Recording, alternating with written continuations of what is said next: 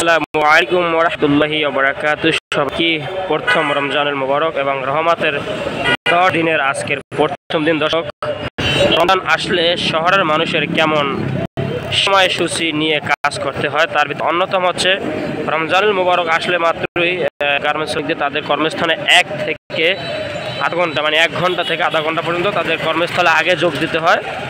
আবার তারা ছুটিও পায় ইফতারির আগে। তো সেক্ষেত্রে আসলে সকালে এই ফজরের নামাজের পরে আসলে অনেকের কর্মস্থলে যোগ দিতে হয়। দেখতে পাচ্ছেন এখানে যতগুলো আমরা গাড়ি দেখতে পাচ্ছি অধিকাংশ গাড়িতে আসলে লাইট জ্বালিয়ে আসলে প্রবেশ করছে, কারণ লাইট জ্বালাতে হচ্ছে এই জন্য যে এখন কিন্তু রাত প্রায়। তো সে রাতকে কেন্দ্র করে তারা যে শ্রমিকরা বেশি ভোরাতে এসে আসলে কর্মস্থানে যোগ দিচ্ছে।